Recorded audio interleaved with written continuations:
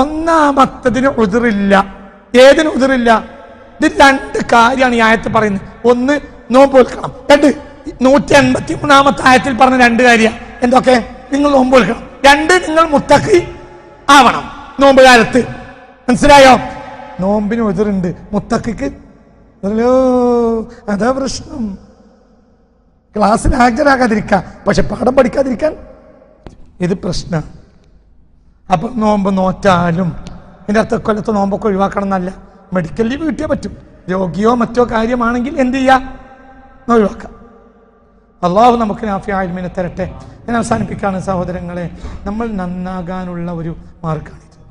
അല്ലാതെ നമുക്ക് സമൂഹ നോമ്പ് തുറ നടത്താനുള്ള പരിപാടിയോ നമുക്ക് നോമ്പ് വിരുന്ന് സംഘടിപ്പിക്കാനുള്ള പരിപാടിയോ അല്ല. പിന്നെ നന്നാകൽ എങ്ങനെ? ഒരാൾ മുത്തക്കയാകൽ എങ്ങനെ? നിങ്ങൾക്ക് വേഗം ഇനി മനസ്സിലാവും. മനുഷ്യൻ നാശാക്കുന്ന ആരാ? മനുഷ്യൻ. എന്തിനാണ് ഈ മുത്തക്കയേക്ക് വ്രതം എന്നത് അറ്റ്മോസ്ഫിയർ ആക്കിയത്? എന്തിനാണെന്നാണ് ഇനി ഞാൻ പറയാൻ പോകുന്നത്. മനുഷ്യൻ നാശാക്കുന്ന ആളാരാ? പിശാച് അല്ലെ?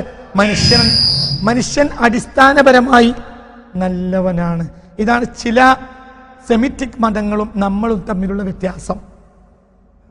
അവർ മനുഷ്യൻ പാപിയായി ജനിക്കുന്നു എന്ന് പറയും, നമ്മൾ മനുഷ്യൻ നല്ലവനായി ജനിക്കുന്നു. അവൾ മനുഷ്യൻ നന്നാക്കേണ്ടതില്ല, മനുഷ്യൻ കേട് വരാതെ സൂക്ഷിച്ചാൽ മതി. കേടുവരുത്തുന്നവനെ തൊട്ട് തടഞ്ഞാൽ മതി. മനുഷ്യനെ കേടുവരുത്തുന്ന ആളാരാ? പിശാച് അല്ലേ? അങ്ങനെ തന്നെയല്ലേ? മനുഷ്യനെ കേടുവരുത്തുന്ന ആളാണ് ആര്? അള്ളാഹു പിശാചിനെ തൊട്ട് നമ്മെ കാത്തുരക്ഷിക്കും. ഈ പിശാചിനെ നമ്മൾ മനസ്സിലാക്കണം. പിശാചിനെ മൂടിക്കെട്ടാൻ കഴിയൂല. അതുപോലെ ശ്രദ്ധിക്കണം. പിശാജ് ഇന്ന ശൈത്വാന യജ്രി മിനി ബിനി ആദമ മജ്റദ്ദമി. രക്തം നടക്കുമ്പോഴെല്ലാം ആര് നടക്കും? പിശാച് നടക്കും. രക്തം നടക്കൽ നിന്നാലോ പിന്നെ നമ്മളാവശ്യമല്ല. രക്തം നടക്കുന്ന കാലം അത്രയും ആര് നടക്കും? നല്ലവനായ നമ്മെ നാശമാക്കുന്ന ആളാണ് ആര്? പിശാച്. പിശാച് സുതാര്യനാണ്. അഗ്നിയുടെ ലോലമായ നാളത്തിൽ നിന്നാണ് ആരെ പടച്ചത്? പിശാചിന്. അതുകൊണ്ട് എന്തിലൂടെയും രോമക്കുത്തിന്റെ ഉള്ളിൽ കയറാൻ ആർക്ക് കഴിയും? പിശാചിന്. പിശാച് കൂടെ ഉണ്ടെങ്കിൽ പിശാചിനെ തടയാതെ നമുക്ക് മുത്തക്കയാകാൻ കഴിയൂല. അപ്പോൾ അല്ലാഹു ഒരു അറ്റ്മോസ്ഫിയർ സൃഷ്ടിച്ചു. എന്താ?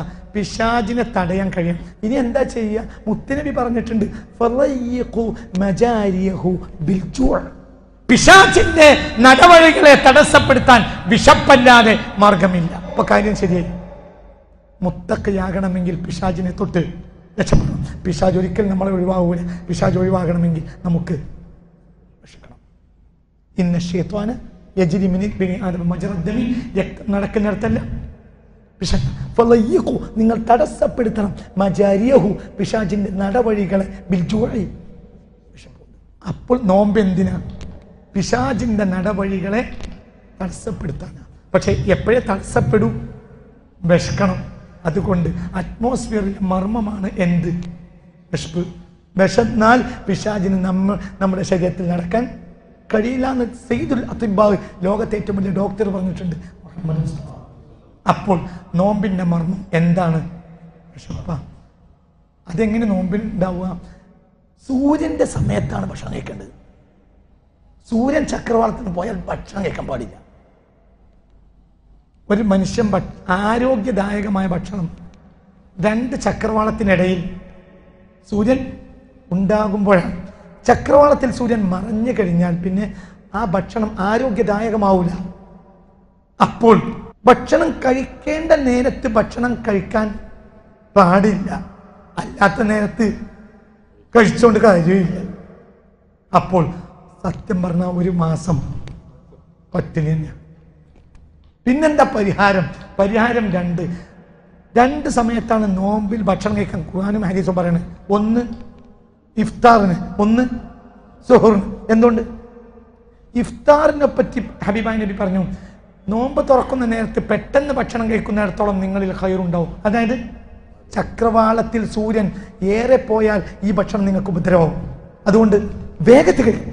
നോമ്പ് തുറക്കൽ വേഗത്താകണം, എന്നാൽ സുഹൂർ പരമാവധി ലാസ്റ്റ് പിന്തിക്കണം. എന്തുകൊണ്ട്? അപ്പോൾ ചക്രവാളത്തിലേക്ക് സൂര്യൻ കയറി വരും. 2 സൂര്യനുമായി ബന്ധപ്പെട്ടതാണ് എന്ത്? ഭക്ഷണം. അപ്പൊ രാത്രി എന്തില്ല? ഭക്ഷണമില്ല. പകൽ ഭക്ഷണം കഴിക്കാൻ പാടില്ല. പിന്നെ ഭക്ഷണം കഴിക്കുന്നവർ തന്നെ സുഹൂറിൽ ഹബീബായ നബി പറഞ്ഞത് വലു ജുർഅത്തി മാഇൻ വലു ബിജുർഅത്തി മാഇൻ. അപ്പോൾ തികച്ചും വാട്ടർ ഫാസ്റ്റിംഗ്, രക്തത്തിന്റെ 83% പച്ചവെള്ളം. അപ്പോൾ ജീവിക്കാൻ എന്ത് മതി? Water fasting. ഇതാണ് എൻ്റെ മെഡിക്കൽ ലെവൽ, ഇതാണ് എൻ്റെ സ്പിരിച്വൽ ലെവൽ. നോമ്പിന്റെ മെഡിക്കൽ ലെവലും നോമ്പിന്റെ സ്പിരിച്വൽ ലെവലും ഇതാണ്. അപ്പൊ പിശാചിന് നമ്മെ വല്ലാതെ ആക്രമിക്കാൻ കഴിയില്ല. കാരണം വിശന്നപ്പോൾ പിശാചിന്റെ നടപടികളെല്ലാം അസമർത്ഥം. അത് ഞാൻ ഒരു ഉദാഹരണം പറയാം. തിന്നൽ കൂടി ആ പിശാച് കൂടുതൽ ആക്രമിക്കും. ഞാൻ പറയട്ടെ, ഈ പള്ളിയുടെ പരിസരത്തൊക്കെ ഏതെങ്കിലും ചെക്കന്മാര് ചെറുപ്പക്കാര് നിന്നിട്ട് ജമാഅത്തും ബാങ്കും ഒക്കെ നടക്കുന്ന സമയത്ത് കൂകി വിളിച്ചുകൊണ്ട് അങ്ങനെ കാരംസും കുളിച്ച് ഓഹോ ഹോ എന്ന് പറഞ്ഞ് ഒച്ചയിട്ടാൽ പഴയ വല്യമാര് പറയും അവർക്ക് തിന്നത് കൂടിയാലാ. അങ്ങനെയല്ലേ പറയാ? തിന്നത് കൂടിയാലാണ് ഒച്ച വെക്കുക, തിന്നത് കുറഞ്ഞാലോ ചുണ്ടാവില്ല. കുറുക്കൻ പറഞ്ഞില്ലേ, കുറുക്കന് ഒട്ടകത്തിന്റെ പുറത്ത് കയറിയിട്ട് അക്കരക്ക് പോയി, പുഴ നീന്തിയിട്ട്. ഒറ്റക്ക് നീന്താൻ കുറുക്കന് കഴിയില്ല. അങ്ങനെ ഒട്ടകത്തിന്റെ പുറത്ത് കയറി പോയി. അങ്ങനെയൊക്കെ കരിമ്പ് തോട്ടത്തിൽ കയറി ഒട്ടകം, പങ്കുരി തിന്നാൻ പോയി കുറുക്കൻ. തിന്ന് വയറ് നിറഞ്ഞപ്പോൾ നിലാവുള്ള രാത്രി ആയതുകൊണ്ട് ഓരിട്ട് ആര്? കുറുക്കൻ. ജനങ്ങൾ എന്നിട്ട് കുറ്റിക്കാട്ടിൽ മറഞ്ഞു. ജനങ്ങൾ വന്നിട്ട് പൊതിരെ തല്ലി ആരെ? അവസാനം നാട്ടുകാരെ അടി കൊണ്ട് വീണ് ഒരു പരുവത്തിൽ എണീറ്റ് പുഴക്കരയിലേക്ക് വന്നപ്പോൾ മറുകരയിൽ എത്തണമെങ്കിൽ ഒട്ടകം വേണമല്ലോ. അപ്പൊ പറഞ്ഞു, അളിയോ മാപ്പാക്കണം, അത് ഞങ്ങളെ വർഗ സ്വഭാവ. വയറ് നിറഞ്ഞാൽ കുഹും. നമ്മളെ എല്ലാ വൃത്തിയിടുന്നും കാരണം എന്താണ്? തിന്നൽ കൂടിയതാണ്. 970 ശേഷം ഗൾഫ് സാർവത്രികമായപ്പോൾ പണം കൂടി. പണം കൂടിയപ്പോൾ നമ്മുടെ നാട്ടിൽ യഥേഷ്ടം ഭക്ഷണവും ഭക്ഷണശാലയും കൂടി. അപ്പോൾ മുഴുവനും ചെറുപ്പക്കാർ നാശായി. പണ്ട് നാശായനും നല്ലവനും തിരിയും. ഇപ്പോൾ നാശായനാര് നല്ലവനാര് തിരിയില്ല. നല്ലവൻ തന്നെ നാശായൻ, നാശായൻ തന്നെ നല്ലവൻ. മനസ്സിലായോ? പറഞ്ഞു. അപ്പൊ ചിന്തിക്കണം. പിശാചിൽ നിന്ന് മനുഷ്യൻ രക്ഷപ്പെടാനുള്ള അറ്റ്മോസ്ഫിയറാണ് എന്ത്?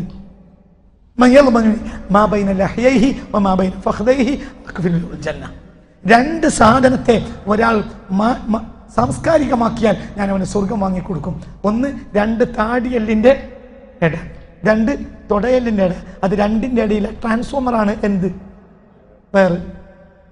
ഇയാളെ ലെവലാക്കിയാൽ ഇയാളും ലെവലാവും, ഇയാളും ലെവലാവും. പഴയ കാലത്തെ ആളുകൾ മിണ്ടൂല. ഇന്നി നദർതു ലിർറഹ്മാനി സൗമൻ ഫലൻ ഉകല്ലിമൽ യൗമ ഇൻസിയ. ഇന്ന് എനിക്ക് നോമ്പാണ്, അതുകൊണ്ട് മിണ്ടൂല. അത് പറഞ്ഞു മറിയം ബീവി. നമ്മുടെ നാട്ടിൽ ഒരു 50 കൊല്ലം വരെ നോമ്പ് കാലത്ത് ജനങ്ങൾ ആവശ്യമില്ലാത്തത് മിണ്ടൂല. കാരണം രാത്രി അർദ്ധപ്പട്ടിൽ, പകൽ ഫുൾപ്പട്ടിൽ. അപ്പോൾ കൂടുതൽ സംസാരിക്കാനൊന്നും കഴിയില്ല. നമ്മളെ കാലം മാറി. നമുക്ക് എല്ലാം ഫ്രെയിമുകളിൽ ഒതുങ്ങി. ഇപ്പോഴൊക്കെ ഫ്രെയിമാ.